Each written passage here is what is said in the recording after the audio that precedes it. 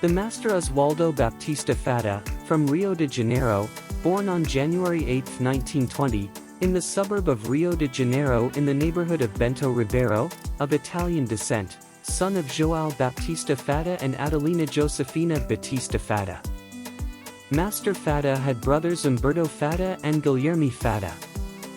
They grew up under a very strict, disciplinary education and genuinely connected to serving society as an example of citizenship and family pride.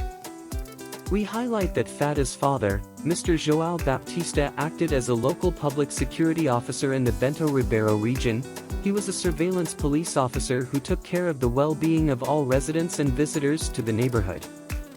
At that time, community policing was very common and police officers were part of the lives of local families.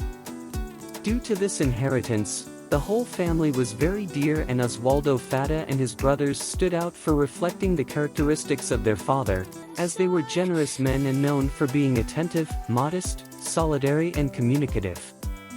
The story of Oswaldo Fadda has martial arts as its landmark. Fadda was the first to start jiu-jitsu without being a Gracie in the region. He was a pioneer of the art in the poorest regions of Rio de Janeiro and surroundings, highlighting the suburbs, north, west and interior of the state. Following the example of family generosity and care for the popular people inherited by his father, soon after discovering jiu-jitsu in the armed forces, the young Fadda became known for starting teaching free of charge to humbler people who did not have the financial conditions to practice the inaccessible jiu-jitsu. Its practice was the monopoly of the select Gracie family at that time, 1940s, in the noblest region of the city, South Zone and downtown. Fadda's first students were his older brother Umberto Fadda and his friend, former World War II combatant Alexander de Souza Neves Chandu. In the history of the Fadda Academy, Chandu was the most noble student of Fadda. It was the first and only red belt Grande Mestre formed by Oswaldo Fadda when he was still alive. Before his history with jiu-jitsu, Fadda's first steps in the world of fights were in the noble art, that is, in boxing, through champion Baltazar Cardoso. Jiu-jitsu, judo, among other Japanese fights were not widespread in Brazil, and the most accessible options were just capoeira or boxing. Fadda in 1938, around the age of 17, when he joined in the Brazilian Marines Corps of Navy. In the São José Fortress, Snake Island, Rio de Janeiro, he began his military training in personal defense, later coming to know that were based on Japanese jiu-jitsu that had previously been disseminated and implemented at the initiative of the Brazilian military in 1908. Through recognized Japanese professors, we highlight the influence of Mitsuyo Maeda, Takeo Yano, Sada Miyako among others for development in the Navy. Upon joining the Navy as a Brazilian Marine, Fadda met Corporal Luiz de França, who was trained under the guidance of Mitsuyo Maeda and also influenced by the history of the Japanese who had been in the Brazilian Navy before. Sada Miyako, first jiu-jitsu teacher in Brazil, 1908, and later, directly, Takeo Yano, 1936, who is also mentioned as a fighting instructor in the Brazilian Navy. Yano was probably a participant in the history of building Luiz de França's military jiu-jitsu. Still, many other Japanese and martial arts practitioners sought to meet and train. França was the most influential disseminator of fighting arts for military combat, in particular, jiu-jitsu in the Brazilian Marines Corps of Navy, developing the practice of hand-to-hand combat fights and jiu-jitsu among the elite of the Marines. The combat for defense and attack classes in war situations had been passed on in the military environment, corroborating the knowledge acquired with other Japanese and practitioners who preceded him in another era. He improved the military system to practice in his daily life routine. With great knowledge and experience previously obtained, the military fight instructor Luiz de França Filho visited great academies, including the famous Academy of Helio Gracie, being invited sometimes to take part in the events, since only the academy exclusively represented jiu-jitsu. This fact even made some people think that he was a Gracie student, in which, in fact, he already knew jiu-jitsu well, and was only looking for places to train him. Fighter França was invited by the only Jiu-Jitsu academy at the time to defend the banner and name of Jiu-Jitsu against other challenging martial arts. He was even quoted in a newspaper by one of his own students, aiming to give greater visibility to himself and the event, stating that França was one of the best Gracies students, since França for Jiu-Jitsu at the time was a mere unknown. Even though he was a great fighter, nobody knew any other Jiu-Jitsu, if not Gracie. Therefore, it was more comfortable to attribute such credibility to a more referenced source, since França often fought using other flags that better fit at the time. For the Navy, also on behalf of the Marine Corps, not only Jiu-Jitsu, but wrestling and boxing, with great emphasis. That is, Luis de França Filho, represented the name of several other fights, boxing and wrestling, very popular at the time and easier to access. In all of them, he acquired experiences that improved his style and highlighted him in all the places that had combat sports. Such interaction complemented the entire pedagogical system that would be taught to his student Oswaldo Fadda. Using all the resources learned, he followed the example of Mitsuyo Maeda, who also learned other styles. França continued his journey of studies that, through his teachings, would give rise to a differentiated system of popular jiu-jitsu, the Fadda Jiu-Jitsu. Following this series that tells the story of Fadda Jiu-Jitsu, this time we continue talking about the progress of Jiu-Jitsu after Fadda left the Navy and went on alone without Master Luis de França. There is still speculation about the origins of Jiu-Jitsu. Historical finds in Egypt demonstrate that the art of fighting without weapons was already practiced well before the era of samurai and monks. However, it is correct to say that Jiu-Jitsu was organized as a martial art and philosophy in Japan. Practiced in Brazil since 1908 by Navy officers and guests, the gentle art found the suburb of Bento Ribeiro through an ex-Brazilian Marine and his friends. Fadda's is pioneered inclusive and adapted Jiu-Jitsu. The first family to challenge the Gracies Jiu-Jitsu. In 1938, Marine Soldier 38.4745/65, Fadda, learned in the Navy all the concepts taught by the personal defense instructor Corporal Marine France. With a lot of commitment and discipline, he stood out and advised the instructor, which is why France was encouraged to teach the true origins of Navy personal defense. França said that Soldier Fadda would be a student of great promise for the development of Jiu-Jitsu in Brazil, mainly due to his way of dealing with students, dedication in developing techniques and ease in the teaching-learning process. Fadda had gathered all this knowledge and was ready to spread it around the world. In 1942, Luis de França decided to promote Fadda to the title of Black Belt Teacher, as an example of Japanese philosophical methodology. Fadda resigned from military service on August 8, 1944 as a naval Brazilian Marine soldier in the supplementary ranks, SR. He established his objectives of spreading knowledge in the humblest region of the city and ended up being recognized as a precursor of suburban jiu-jitsu. França found that everything he had taught highlighted him as an example of a teacher.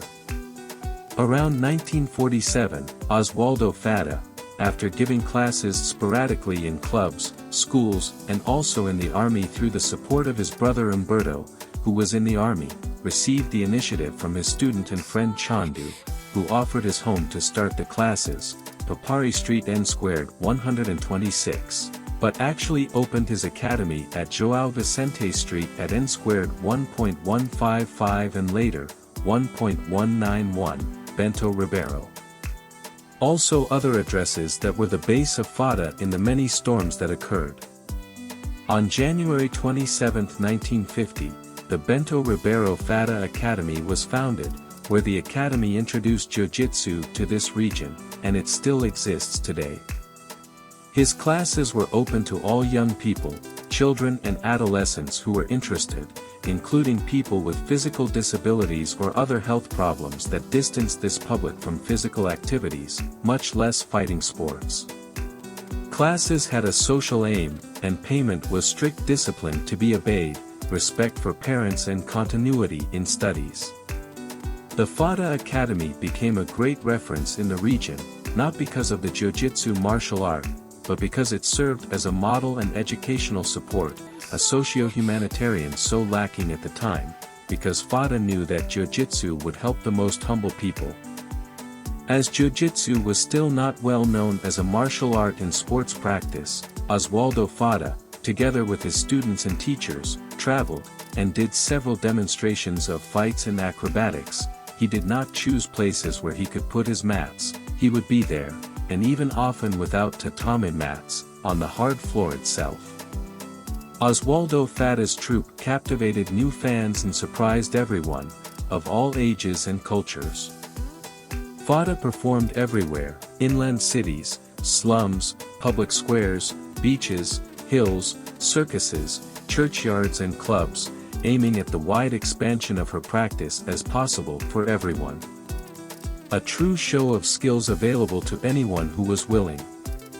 Leaps over obstacles, public challenges, fights against much stronger and bigger opponents, education and Oriental culture presented through kimonos and greetings, respect, education and toughness in combat.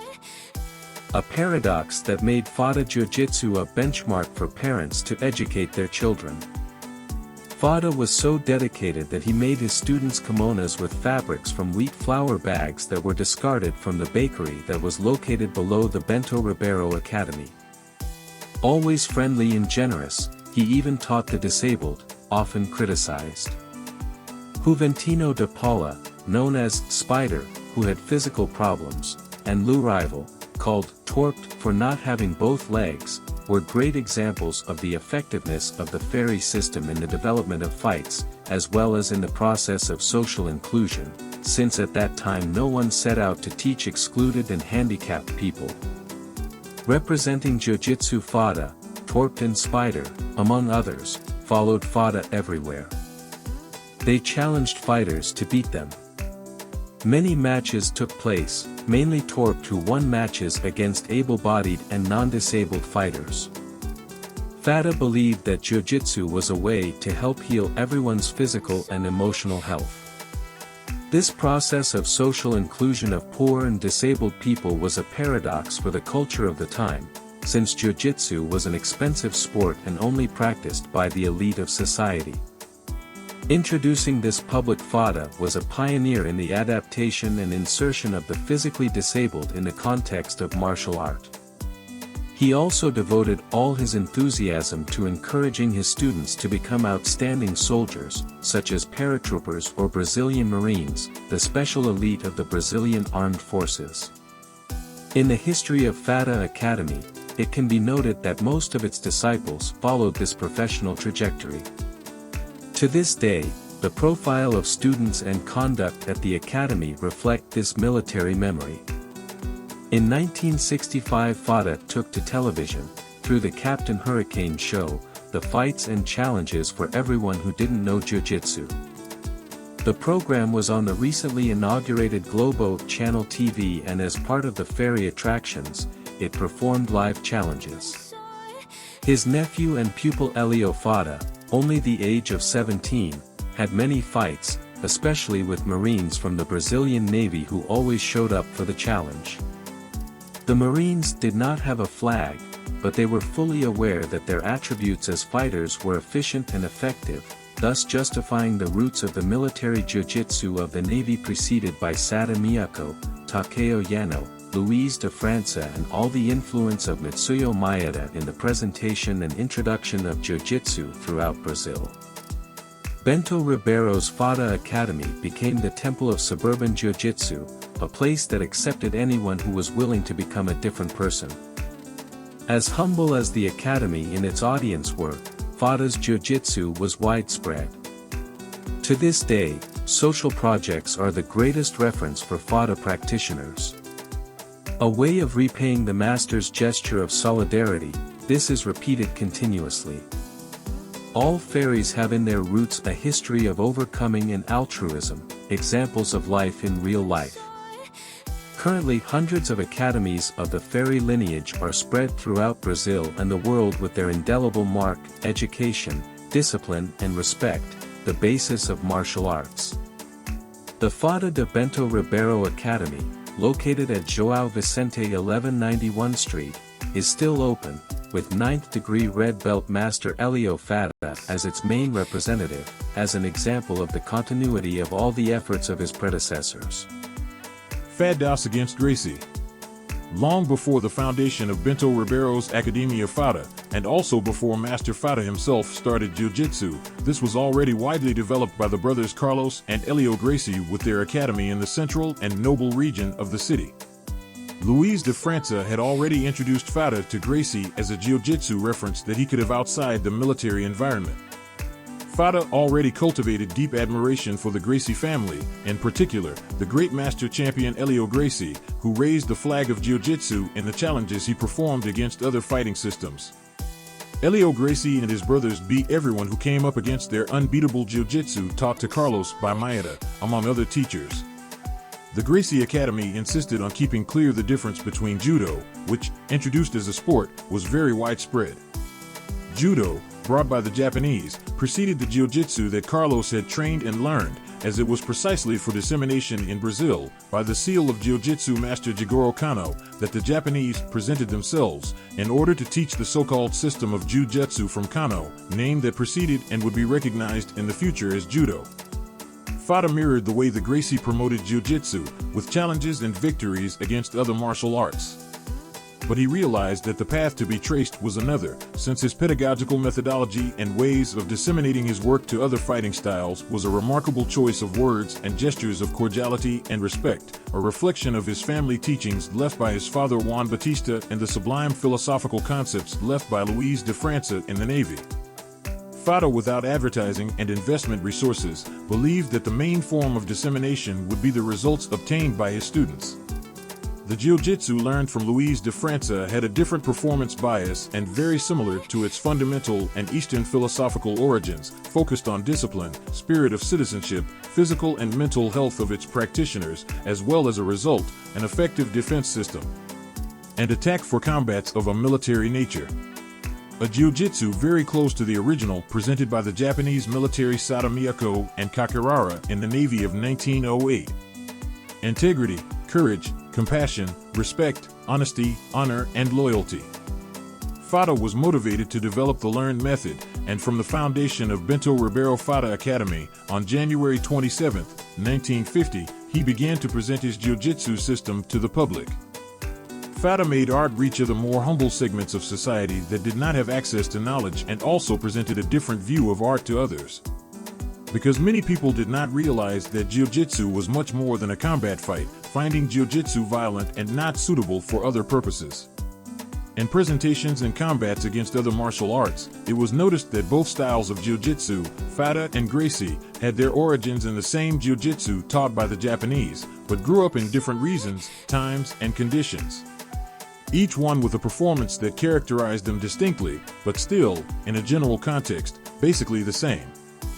Fadda always saw great victories highlighted in the media and communication vehicles, the Gracies family referenced as the only and exclusive representative of Jiu-Jitsu. Helio Gracies and Carlos Gracies, even though they already knew Oswaldo Fadda and his family, disregarded the possibility of the existence of another source of Jiu-Jitsu teaching in Rio de Janeiro other than through the Gracies Academy. It was when, in a bold move by Oswaldo Fadda, in 1955, promoting a public note in the Diary of the Night newspaper on Friday, January 14, 1955, Grand Master Fadda, in a respectful but forceful manner, challenged the Gracies Academy to a combat of Jiu-Jitsu among his students. I want my students to face those of the Gracies Academy, and I want to make this challenge public through the press. Even when dealing with the traditional and powerful academy that is Gracies. We respect them as incomparable adversaries, but we do not fear them. I have been rationally, methodically, and conveniently preparing my students in the same fighting style, and for that very reason, although I have no intention of taking them as losers. For famous world-renowned fighters never did. However, I have my hopes. I run a modest academy, where the students don't have complexes, but if we don't succeed in the fights, this will be one of the contingencies of the sport. I have around 20 students for the meetings. It is by competing, facing opponents of this magnitude that we can assess the evolution and improvement of our knowledge. I await a response from the Gracie Academy determining the day and time for the matches to take place. As for the location, I leave it up to the Gracies. Helio Gracie saw the opportunity to get his students to practice and compete in Jiu-Jitsu, rather than having his own students fight each other, something that would cause some strangeness being theoretically the only ones to practice it, since for him the only source of fighting it was at the Gracie Academy. Helio Gracie always liked challenges and was unaware of his opponent's Jiu-Jitsu. He accepted, but a little disbelieving in a Jiu-Jitsu that could even come close to what was being developed by his academy. But even as cordially and respectfully as he always addressed Fadda, he responded to the challenge publicly.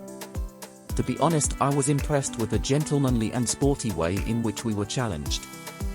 It was a challenge in elegant and sporty terms that surprised me a lot, because I have been constantly challenged, and most of the time, the terms used reveal spite, unsportsmanlike, with the sole objective of hurting me morally. Despite not underestimating our opponents, I have complete confidence in my disciples. As for the final result, I cannot, nor am I allowed to, predict it. As for the location of the fights, Fadda really left us that privilege, and therefore, due to the lack of another location, I leave the Gracie Academy at your disposal. I proposed the fight schedule to start at 8 p.m. on the 21st of the current month, with the fighters having to be at the gym 1 hour before, that is, 7 p.m. The regulations for fights between the Gracie Academy and the Fadda Academy will be the same as those approved by the Brazilian Boxing Confederation for the internal championship. Upon verifying the prompt public response from Helio Gracie, Fadda with great joy and enthusiasm had the opportunity to bring up another vision of Jiu-Jitsu that is not Gracie's. Here, on his shoulders, is the responsibility of actually putting Fadda Jiu-Jitsu into practice with opponents who are equal to the martial art. Combined, 20 Fadda students versus 20 Gracie students showed up for Jiu-Jitsu combat sports for the first time in history. Under the eyes of the only Jiu-Jitsu representatives at the time, Oswaldo Fadda and Helio Gracie recorded the first dispute that marked the birth of Brazilian Jiu-Jitsu. Under the gaze of reporters and sympathetic public on that day, the main representatives of this oriental martial art developed in Brazil demonstrated among themselves that the knowledge was absorbed and technically adapted to the molds of each lineage by the Gracie and Fadda athletes that day. For unrelated reasons, of the 20 athletes from each academy combined, only around 14 fights were held, according to the results described in the newspaper we referenced. But this information has other records that contradict it.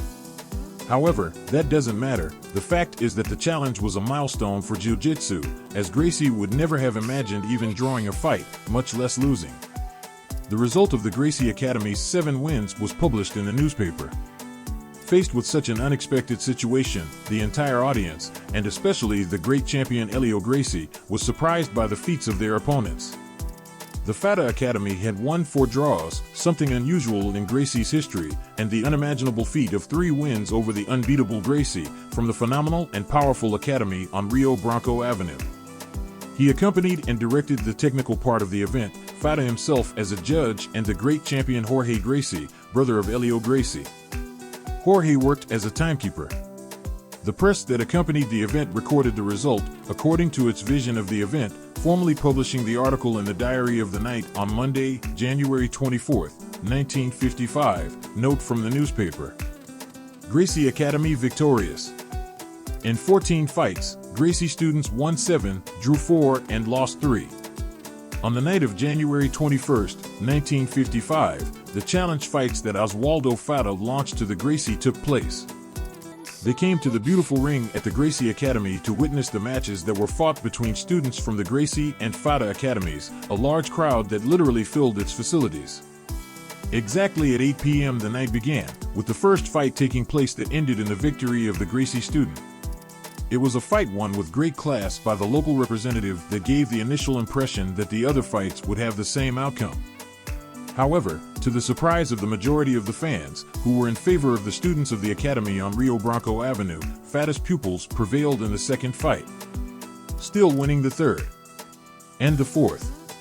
Even then, there was general surprise, as not even the Fadda could foresee a clear advantage over the kings of Jiu-Jitsu. However, not being intimidated by the advantage obtained by the students of the Bento Ribeiro Academy, the students of Helio Gracie began to impose themselves, undoing the opponent's advantage and completely changing the panorama of the show. They took the reins, finally obtaining a favorable result of 7 wins against 3 losses that faithfully reflects the superiority of the Gracie Academy, whose students were technically superior to the valiant and hard-working representatives of the Fadda Academy. It was the judge of the fights, Oswaldo Fadda, head director of the Fadda Jiu-Jitsu Academy, who performed brilliantly in his duties, not bowing down to the supremacy of Gracie students. The presence of George Gracie, who acted as timekeeper, was noted by many. One of the famous brothers who had been away from his family for a long time and who seems to have returned, much to the general happiness. With the same affection he always had for the Fadda family off the mats, Helio Gracie humbly complimented Oswaldo Fadda on his demonstration of such unexpected technical proficiency in Jiu-Jitsu. Master Helio Gracie pointed the fact, addressing Fadda. There had to be a Fadda so that everyone would know that Jiu-Jitsu is not a Gracie-only privilege. At the end of the event, the Faddas received the famous nickname of shoemakers, since the lower limb lock techniques were little known by their opponents. The beginning of the fights, with the admirable ability of the Fadda to project and fight on their feet, already impacted their opponents. The beginning of the fights already guaranteed psychological advantage to the Fadda under the shock of their opponents, regardless of whether there was victory or defeat in the course. But the differential was footlocks in the victories. It was the submissions that stood out the most in the challenge.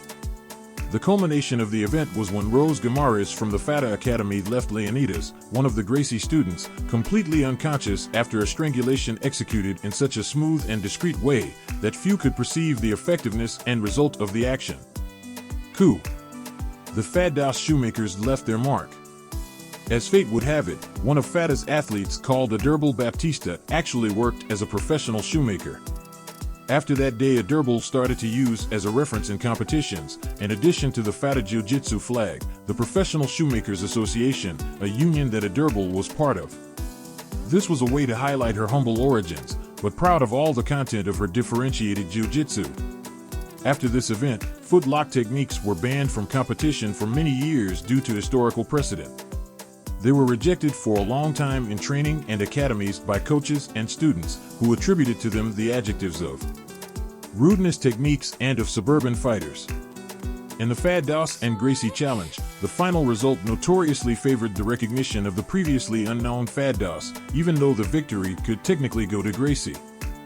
Fadda achieved his intentions of presenting a different way of practicing Jiu-Jitsu, implementing suburban Jiu-Jitsu, accessible to all.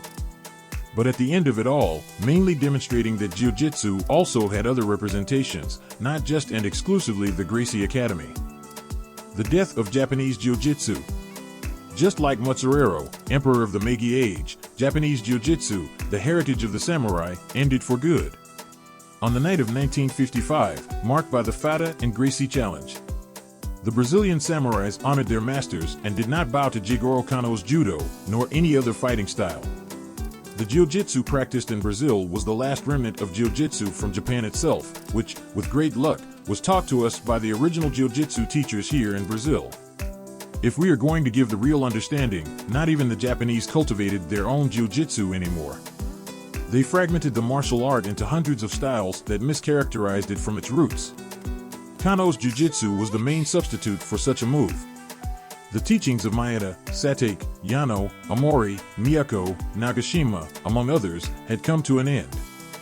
Japanese Jiu-Jitsu gave its last breath on the night of January 21, 1955 in the Fadda and Gracie Challenge on Rio Branco Avenue, Rio de Janeiro. Brazilian Jiu-Jitsu was now on its own feet. After many years of the unusual saga of the Gracie family, which refused to respond to numerous invitations from the Japanese, and even some Brazilians, to switch to judo, and now with Fadda, with her Jiu-Jitsu also in the same attempt as Gracie, made the challenge remarkable in the ratification of sports activities in a Jiu-Jitsu that became definitively Brazilian. From then on, challenges between Gracie and Fadda students became more common. In public confrontations against other martial arts, they were highlights of the preliminaries of the main fights. There were always fights by representatives of Fadda or Gracie in the name of Jiu-Jitsu. Making the events promoted by the media, Fadda's Jiu-Jitsu become increasingly present and known to the public. On one occasion, when there was going to be a big mixed event, he had Fadda offer and make his students available to the Gracie Academy to defend the Jiu-Jitsu banner. Gracie was the reference in the invitation to the event with other martial arts. Fadda's support was published in the newspaper Democratica Fight of December 28, 1956. The closeness between the Gracie and Fadda family predated the Fadda and Gracie challenge of the 1955s. In 1948, Umberto Fadda, brother of Oswaldo Fadda, sent a telegram message to Master Helio Gracie saying, "In honor of the great champion, my son will be called Helio." The first and only son of Umberto Fadda, his name was dedicated to the Master Helio Gracie. Helio Gracie was very grateful for the tribute and ratified his esteem for the family. Through Umberto's gesture, the Fadda family promoted an heir who marked the admiration of the Gracie family, clearly demonstrating loyalty to the family's goals in Jiu-Jitsu. A real heir of Jiu-Jitsu, and the junction of the names, Helio Gracie and Oswaldo Fadda, would be eternalized in history through the name, Helio and Fadda. There was never a fight between Fadda and Helio. Both were fully aware that such a feat could compromise the basis of the implementation of the modality. For this reason, they tried to develop their students and put them to the test in competitions. In this way, adapted techniques and Jiu-Jitsu emerged. Brazilian developed naturally. Academies expanding to the West Zone, increasing the circle from the North Zone to outskirts of the city and the interior of the state. In 1960, with the visible growth of the name Fadda Jiu-Jitsu, Oswaldo Fadda, together with his and older brother Umberto, decided to open the first branch of Fadda. At Suburban Avenue N Squared 10.033, the Fadda Academy is founded in the Cascadura neighborhood.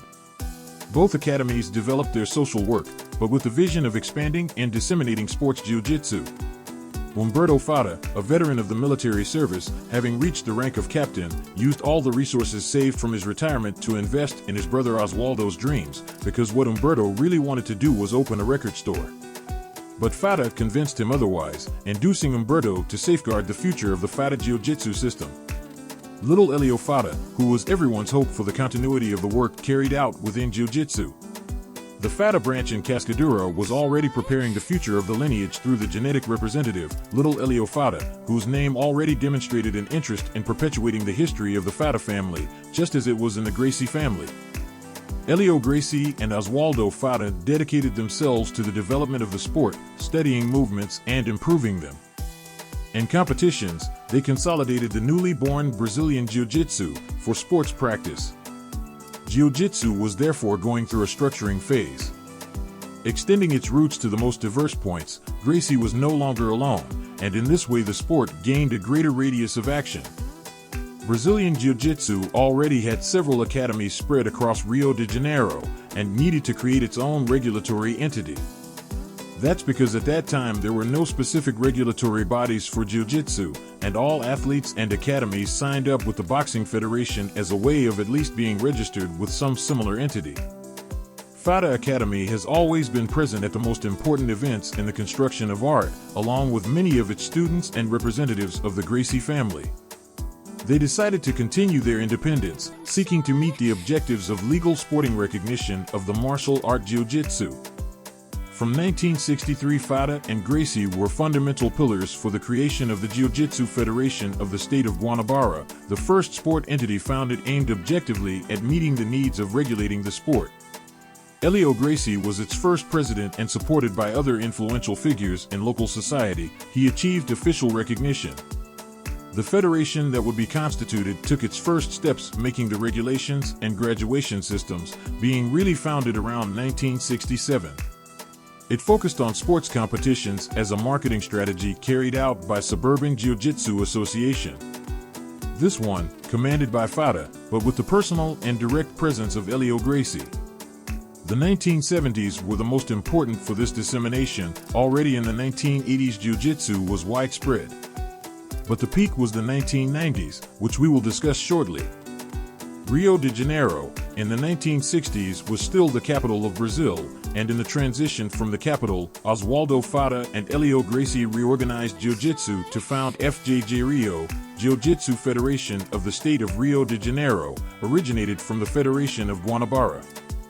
Therefore, being the continuity of the Guanabara Federation, the FJJ Rio is the oldest body recognized and historically referenced in the culture of Brazilian Jiu-Jitsu. Its presidents were Helio Gracie, founding president. In the early 1990s, the master Alvaro Barreto as intervener, and currently Carlos Robson Gracie, Helio's nephew and son of Carlos. In the reorganization of the federation, we highlighted a fundamental character who served as a link between Fadda and Gracie for the creation of strong and solid entities. We refer to Master Manir Salameo Davi, a Fadda student who actively worked to stabilize the entities and relationships between Faddas and Gracie academies so that all academies in Rio, whether Fadda or Gracie, were united. Manir was a very good friend of the Gracie family as well, and had under his command dozens of academies that brought together hundreds of athletes, mostly children and teenagers. Thanks to Manir, Jiu-Jitsu became part of the tournaments for younger audiences, children and teenagers, since for the Gracie Academy girls and children were not the focus for sports competitions. The competitions of entities in Rio de Janeiro, with strong and well-defined entities, accelerated the process of diffusion of Brazilian sport Jiu-Jitsu to other states of the country. In the states of Minas Gerais and Espírito Santo, the first entities were founded that followed Rio in the same initiative and concepts of the regulations.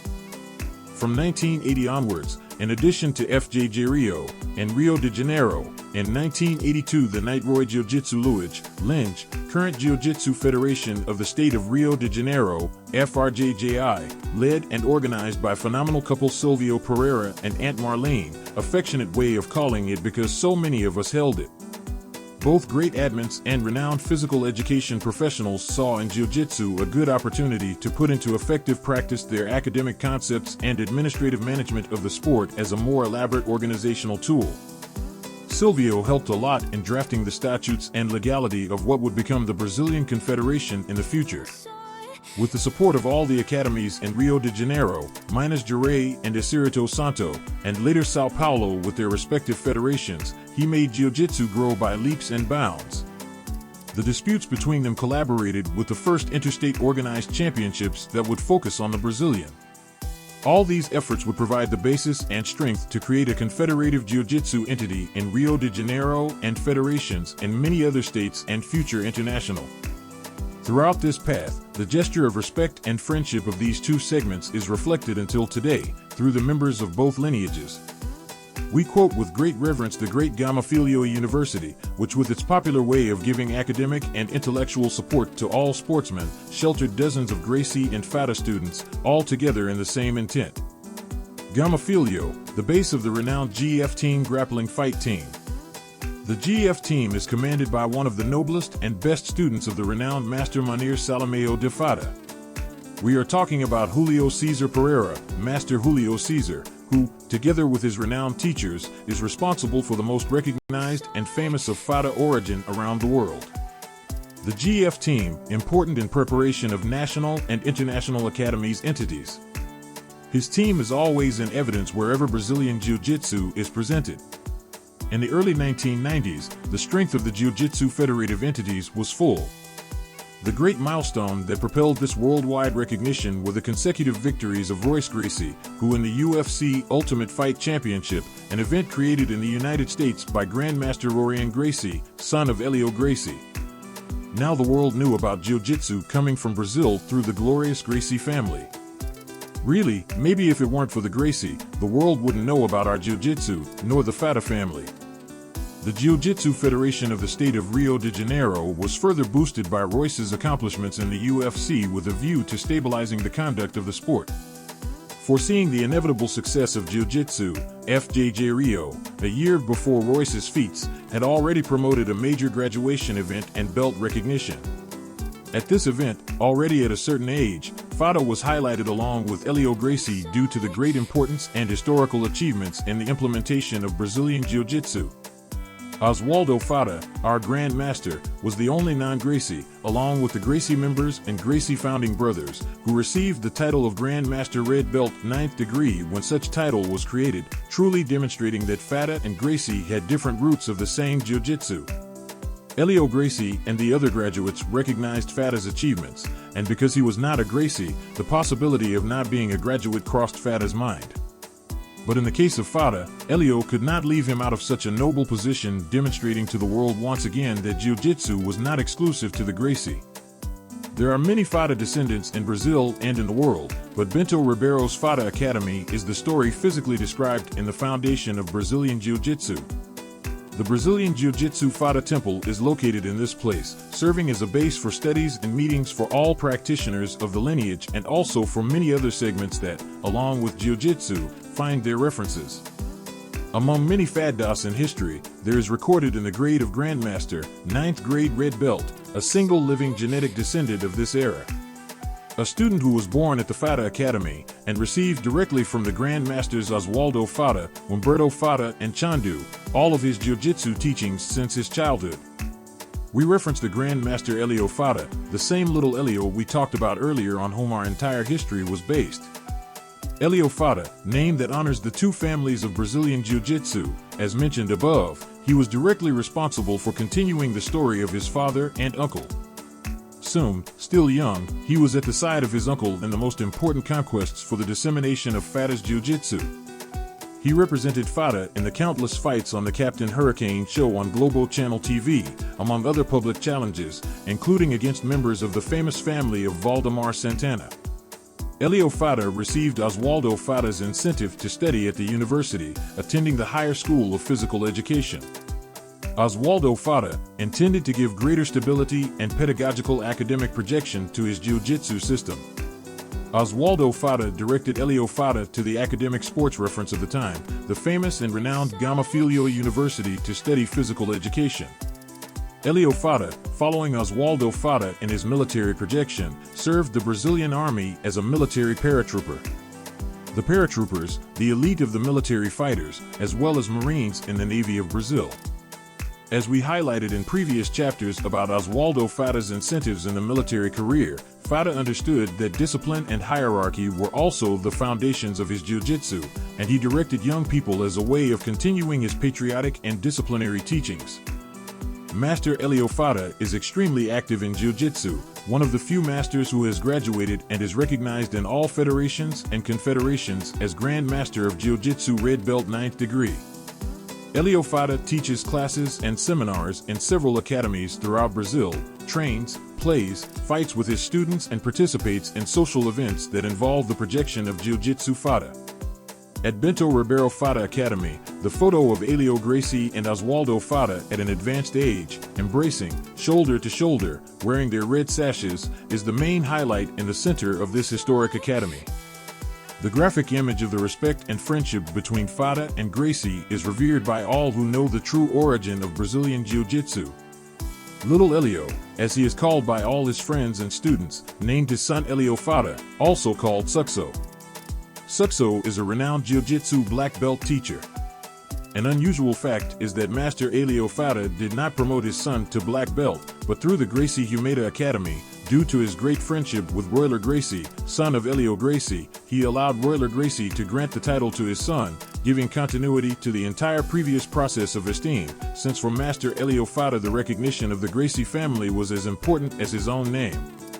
At João Vicente Street, N-squared 1.191, Bento Ribeiro, Hélio Fadda directs the same Bento Ribeiro Fadda Academy that his family founded in 1950. Helio, who is present every weekend, gathers his team and guests for get-togethers and open visits to the historic academy. Supervises all academies in Brazil and in the world, promoting and projecting the Fadda Jiu-Jitsu system, the purest and most faithful Jiu-Jitsu taught in the same style as Grand Master Oswaldo Fadda himself. Finally, we emphasize that this work was based on information and historical studies carried out with the intention of only providing greater knowledge about the trajectory of Oswaldo Fadda and his jiu-jitsu. We never intended to own the truth, nor to cause discomfort to anyone who feels disturbed by our history. This is Fadda's view of its jiu-jitsu history, and as much as we try to get it right, it could be that something or other has been overlooked or reported in a discordant way. This is not our intention, and in the face of all this we already apologize for any inconvenience.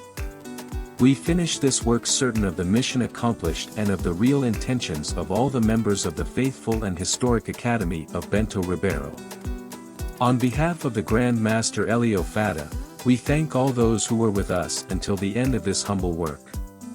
Now a surprise, a message for the great master Hélio Fadda from all friends and students. Little Helio, this work was for you.